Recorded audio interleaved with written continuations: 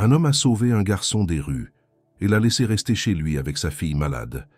Quelques heures plus tard, en rentrant du travail, il est resté paralysé par ce qu'il a vu. La nuit était glaciale à Lyon et Étienne resserra son écharpe autour de son cou en sortant du travail. Comme chaque soir, il s'arrêtait au marché du quartier pour acheter quelques provisions avant de rentrer chez lui. Mais ce soir-là, quelque chose attira son attention avant même qu'il ne franchisse la porte du magasin. Un petit corps recroquevillé près de l'entrée, tremblant sous des couches de vêtements trop fins pour le protéger du froid mordant. C'était un garçon, une dizaine d'années tout au plus, ses cheveux emmêlés dépassant d'une vieille capuche trouée. Il semblait invisible aux yeux des passants qui entraient et sortaient du marché, préoccupés par leur propre quotidien. Étienne hésita. Il n'était pas du genre à s'impliquer dans ce genre de situation. Il avait déjà assez de responsabilités avec Camille, sa fille de 8 ans, dont la santé fragile exigeait des soins constants. Pourtant, quelque chose dans le regard du garçon l'arrêta. Une détresse silencieuse, une résignation qui ne devrait jamais se lire sur le visage d'un enfant. Sans un mot, il entra dans le marché et ressortit quelques minutes plus tard avec un sac de provisions. Il s'agenouilla devant le garçon et lui tendit une baguette encore chaude et un morceau de fromage. « Tiens, mange.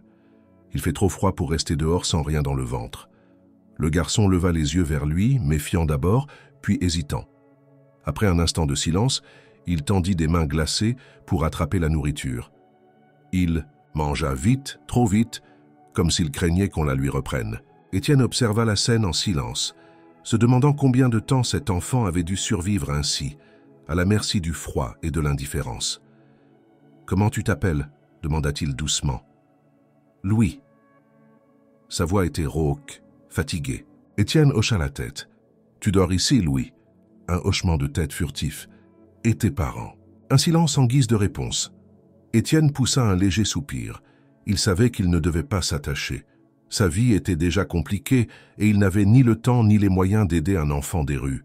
Mais il ne pouvait pas non plus ignorer la réalité devant lui.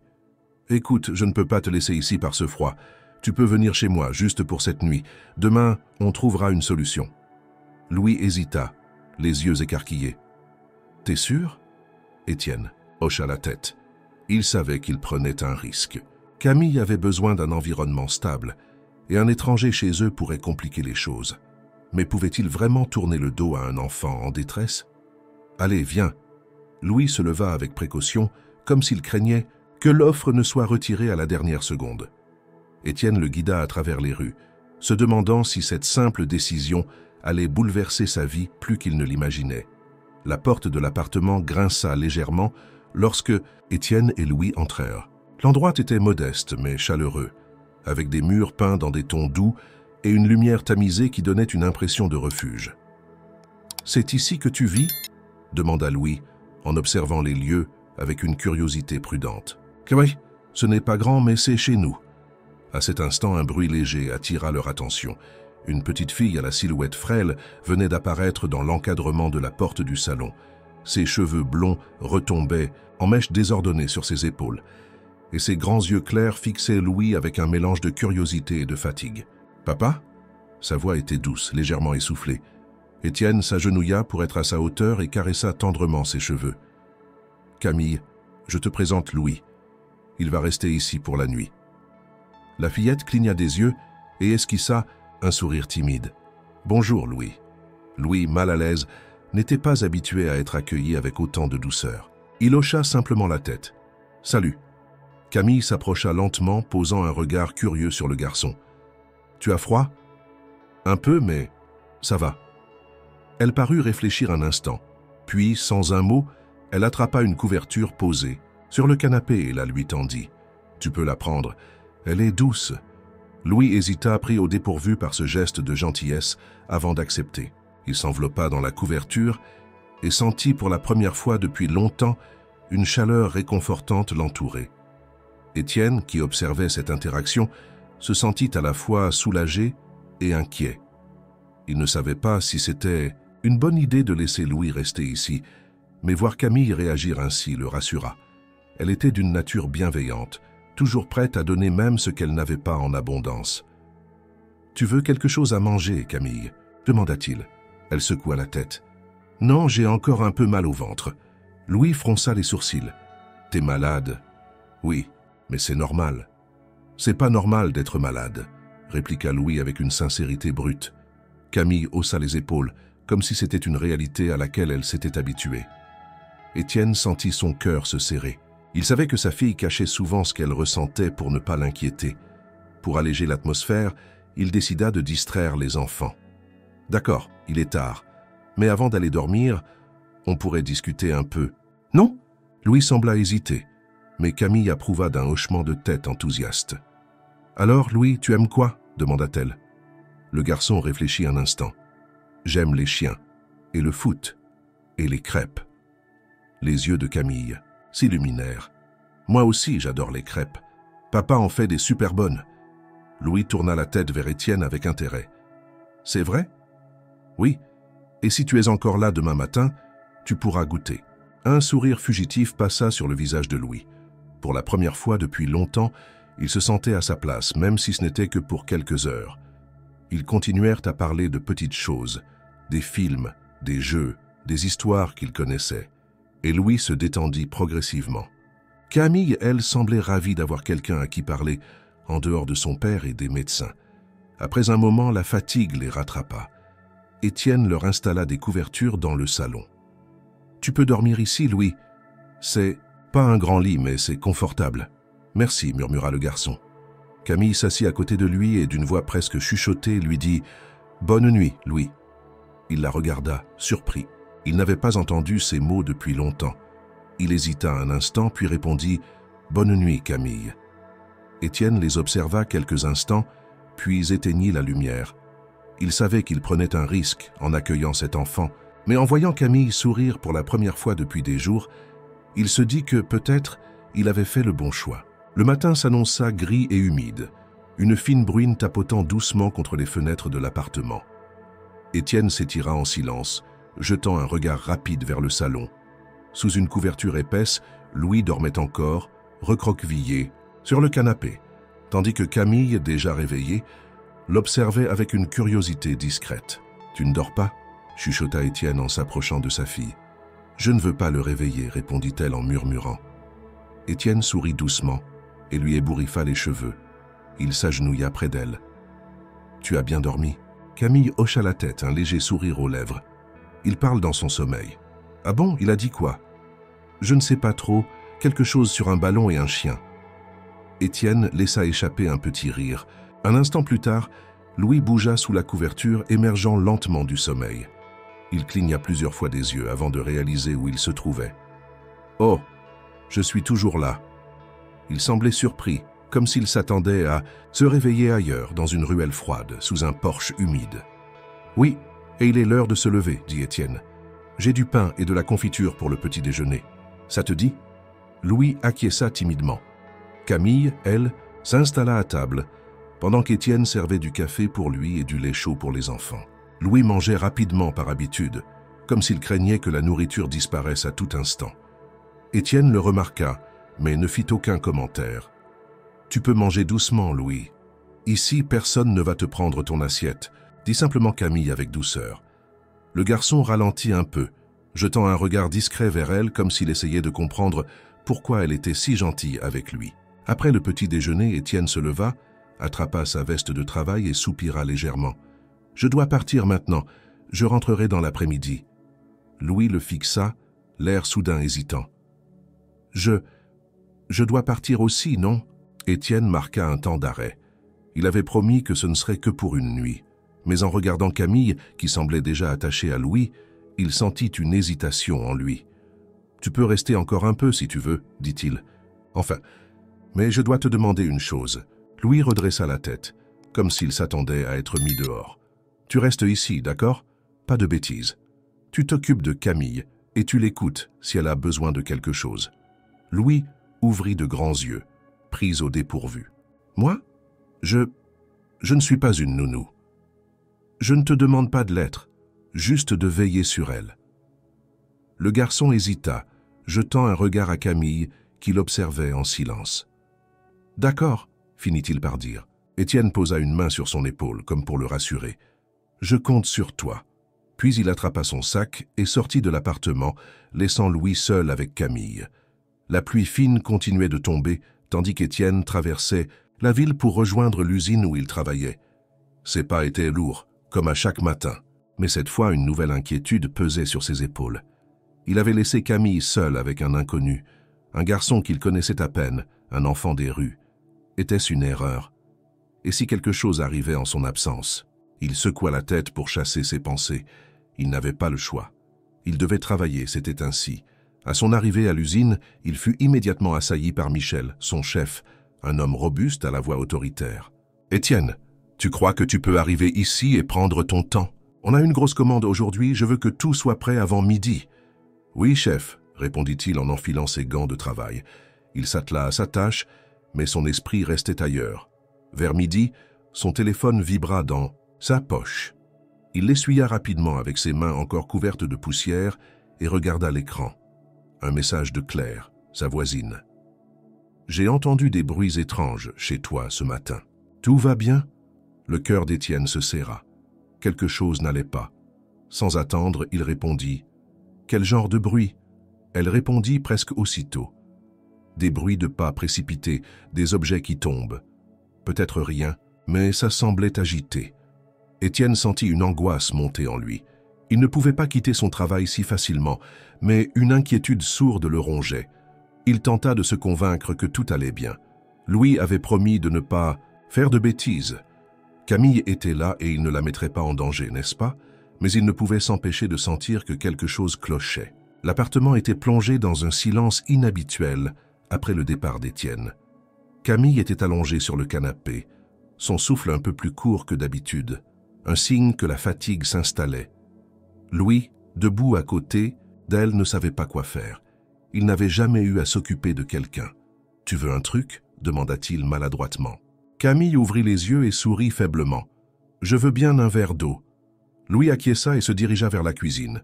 Il ouvrit le placard, chercha un verre, puis se hissa sur la pointe des pieds pour atteindre la carafe posée sur le comptoir. L'eau coula lentement, et il prit soin de ne pas en renverser. Lorsqu'il revint, Camille s'était un peu redressée.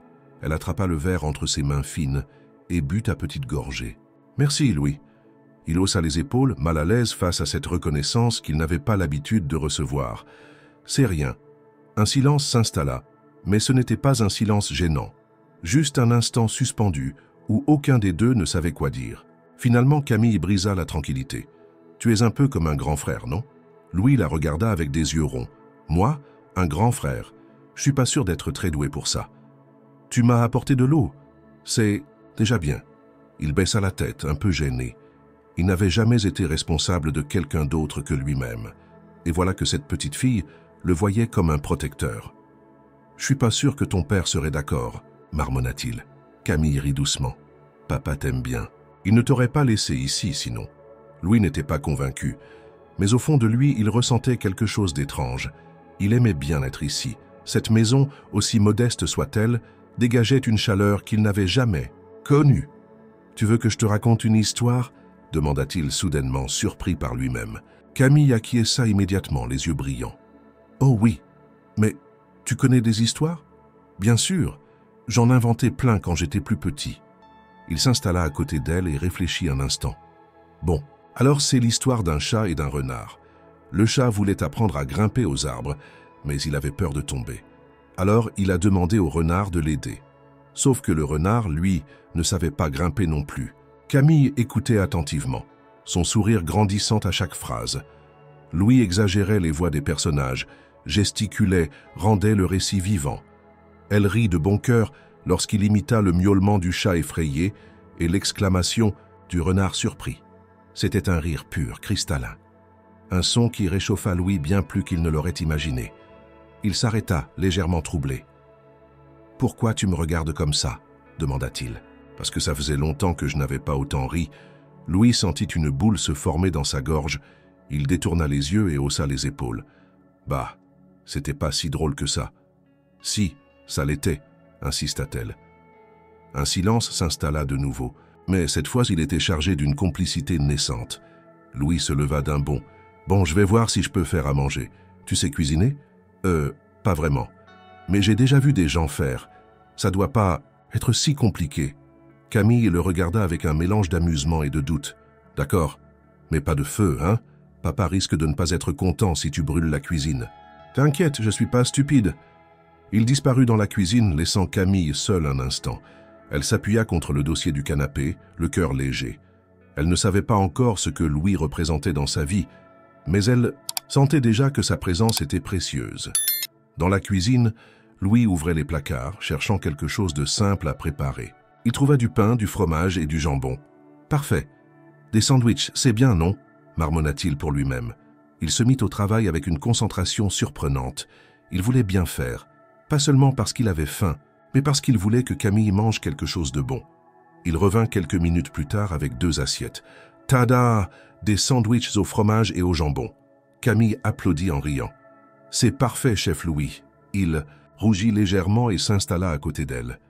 Bon appétit. Ils mangèrent en silence, mais c'était un silence confortable. Louis réalisait qu'il se sentait bien ici, trop bien. Et pourtant, ce bonheur fragile allait bientôt être mis à l'épreuve. Car quelques instants plus tard, Camille se mit à pâlir brusquement. Elle porta une main à sa poitrine et son visage se crispa. « Camille ?» Elle ne répondit pas. Son souffle s'accélérait. Louis sentit une panique pure l'envahir. « Camille, qu'est-ce qui se passe ?» Elle ouvrit la bouche, mais aucun son n'en sortit. Louis se leva d'un bond. Il ne savait pas quoi faire. Son cœur battait à tout rompre. Elle avait besoin d'aide, et il était seul. Le cœur battant à tout rompre, Louis voyait Camille se tordre de douleur sur le canapé. Son visage, d'ordinaire pâle, était devenu presque translucide.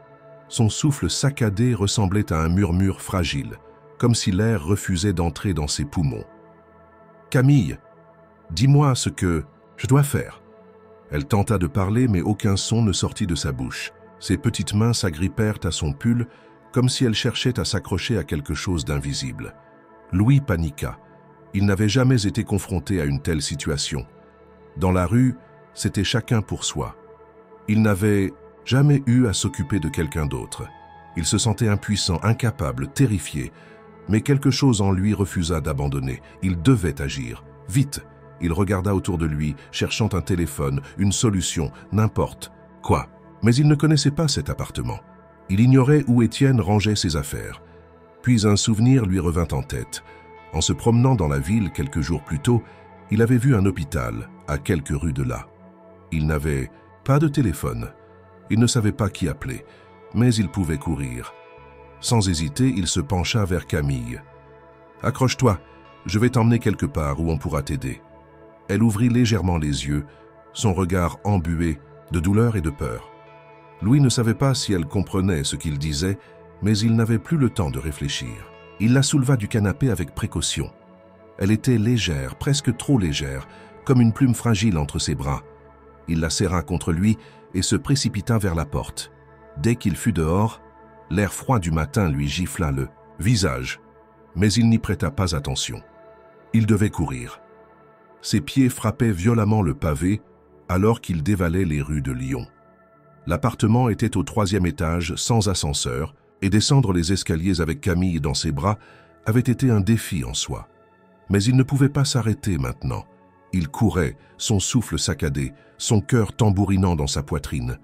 Les passants le regardaient avec étonnement. Certains s'arrêtaient, interloqués par la scène d'un garçon dépenaillé portant une petite fille inconsciente dans ses bras.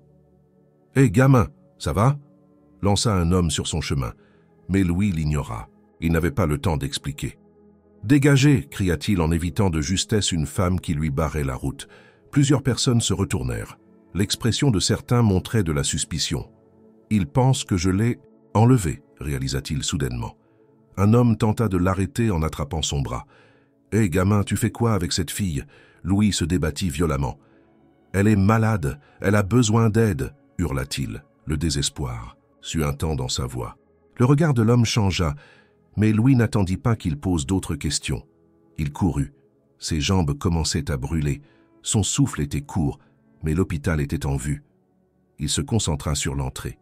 Il ne voyait plus que ça, quelques mètres encore. Il traversa la rue ignorant les klaxons des voitures qui pilèrent pour l'éviter. Lorsqu'il arriva enfin devant les portes automatiques de l'hôpital, il ne ralentit pas. Il pénétra dans le hall, ses chaussures crissant sur le sol immaculé, et cria d'une voix déchirée « Aidez-moi, elle ne peut plus respirer !» Une infirmière réagit immédiatement. « Pose-la ici !» Louis déposa Camille sur un brancard. Elle était encore consciente, mais ses paupières papillonnaient et son souffle était de plus en plus court. « Qu'est-ce qui s'est passé ?» demanda l'infirmière en plaçant un masque à oxygène sur le visage de la fillette. Louis secoua la tête, paniqué. « Je sais pas. Elle allait bien et d'un coup, elle a commencé à s'étouffer. » Un médecin s'approcha en courant et évalua rapidement la situation. « Elle fait une crise. Il faut l'emmener. » Tout de suite en soins intensifs.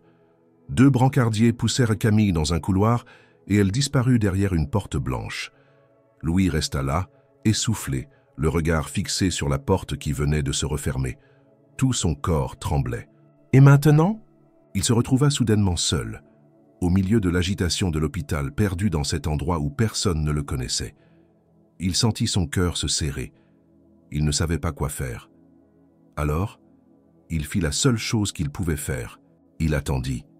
Étienne fixait son téléphone, les doigts crispés autour de l'appareil. Le message de Claire tournait en boucle dans sa tête. « J'ai entendu des bruits étranges chez toi ce matin. Tout va bien. » Une angoisse glaciale lui parcourut l'échine. Il savait que quelque chose n'allait pas. Son instinct le tiraillait. Il lança un regard vers l'horloge de l'atelier. Il était encore tôt, trop tôt pour demander à quitter son poste. Michel, son chef, n'allait jamais accepter qu'il parte sans une bonne raison. Mais il ne pouvait pas rester là.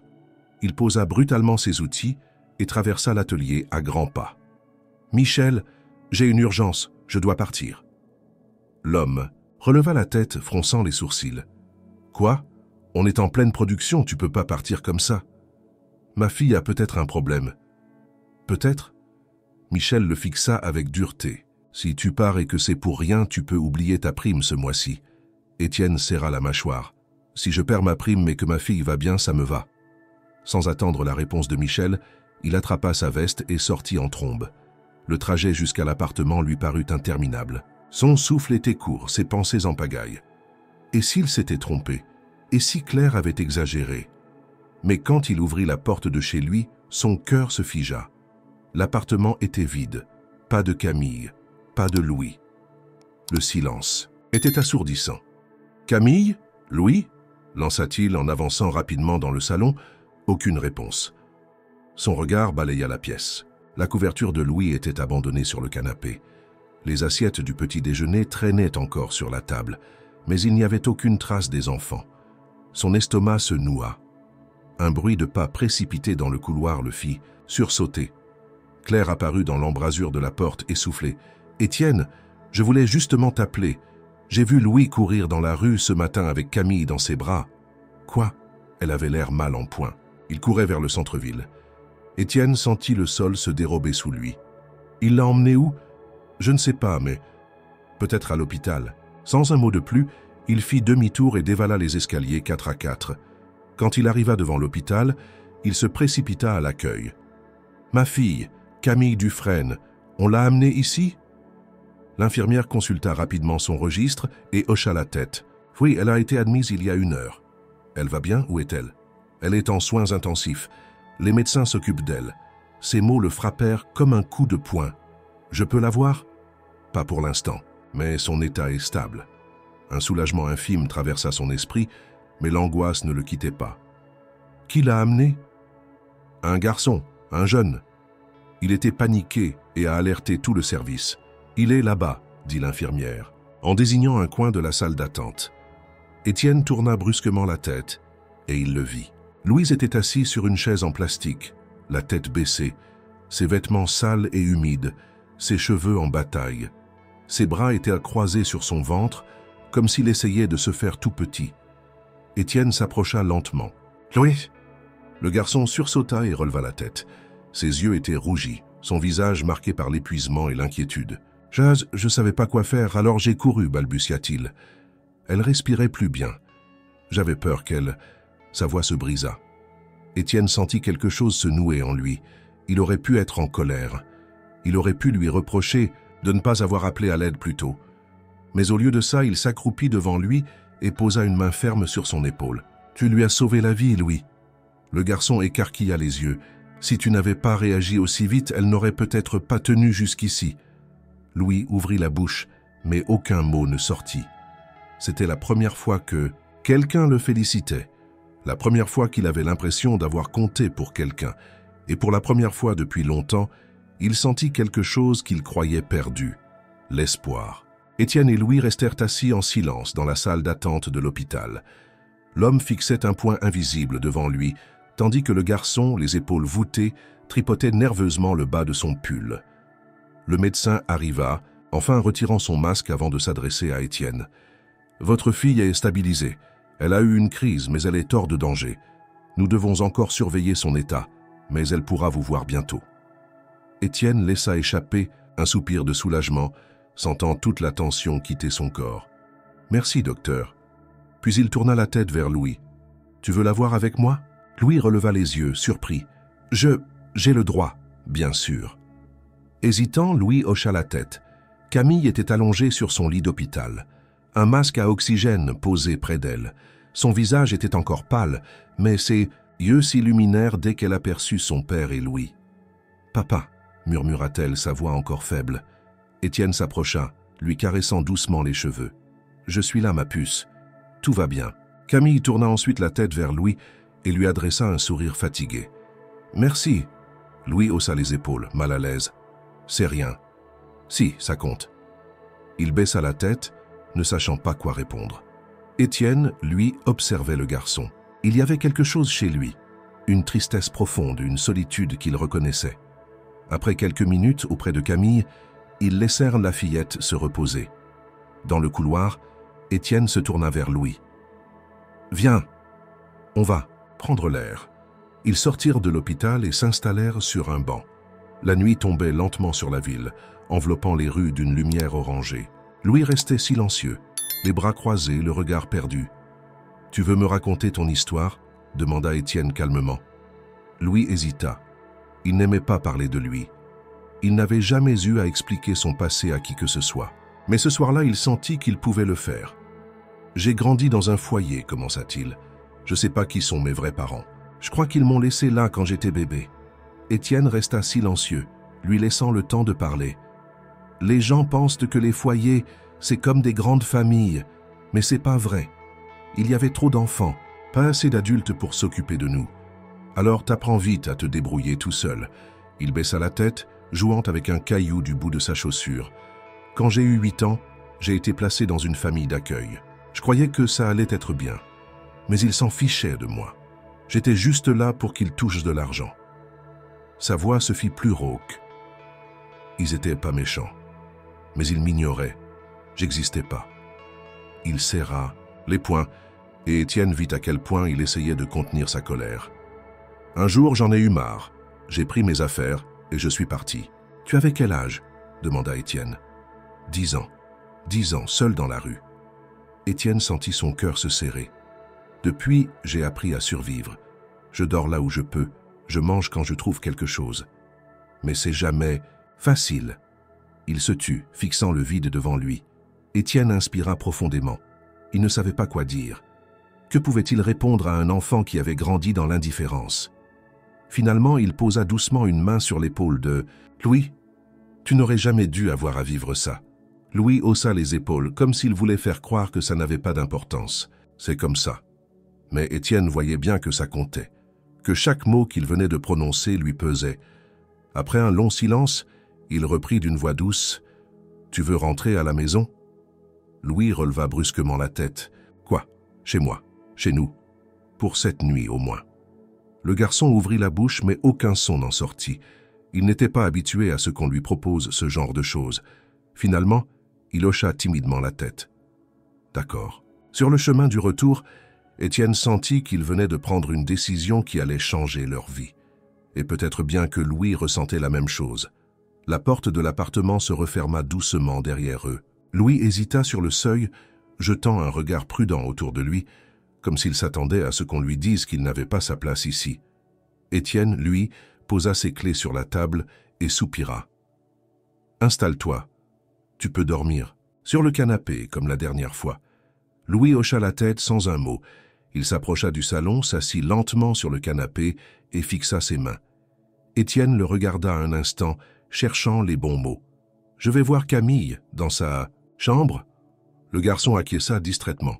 Étienne s'éloigna et entra doucement dans la chambre de sa fille. Camille dormait paisiblement, son souffle régulier rassurant. Étienne s'agenouilla près d'elle et caressa tendrement ses cheveux. « Repose-toi, ma puce, » murmura-t-il. Alors qu'il se redressait, il sentit un poids s'abattre sur ses épaules. Camille allait mieux, mais pour combien de temps?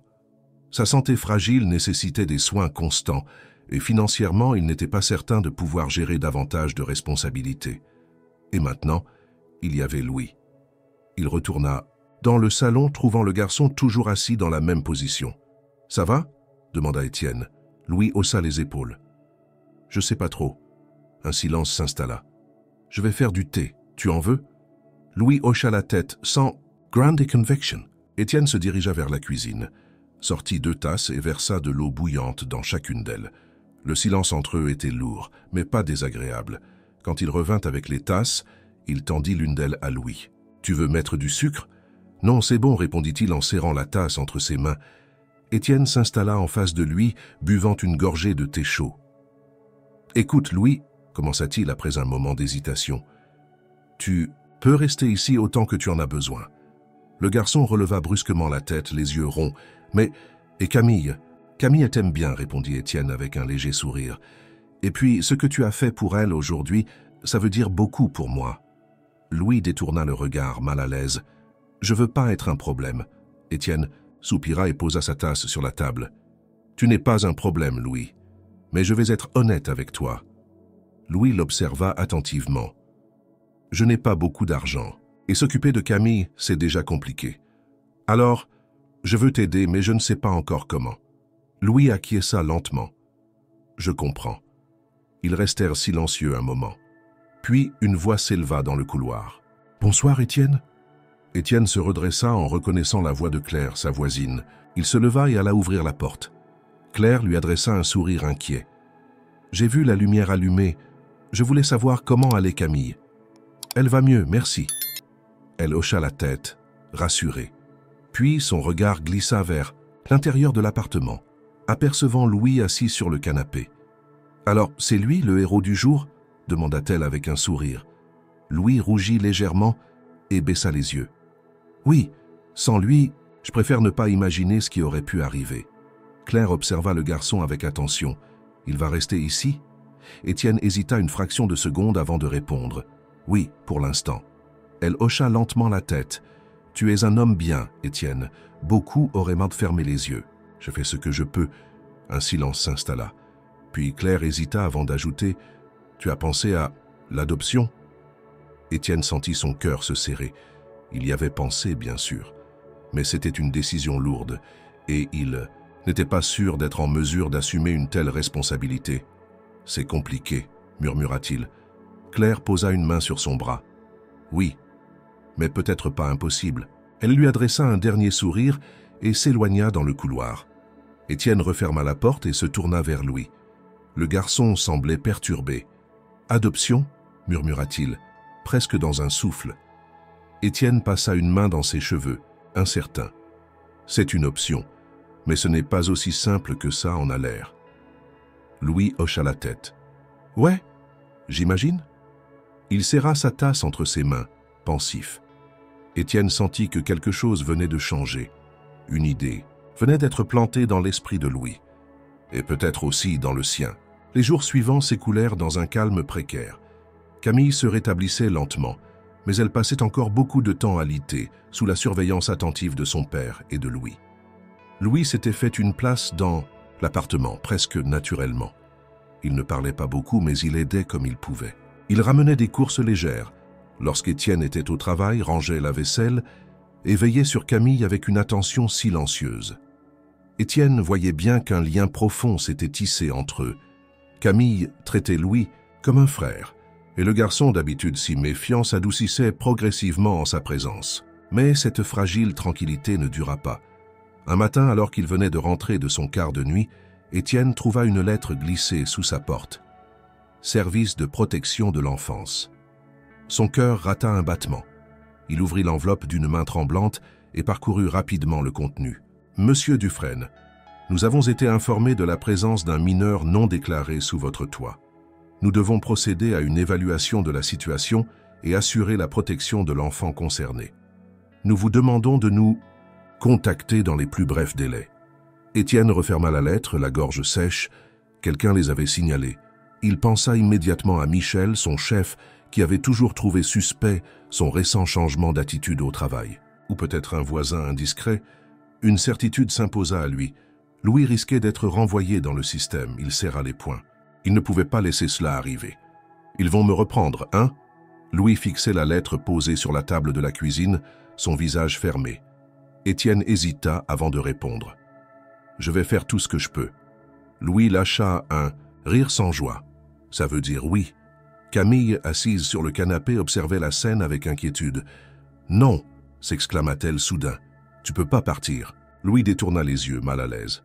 « J'ai pas le choix. » Camille se leva avec difficulté et marcha jusqu'à lui.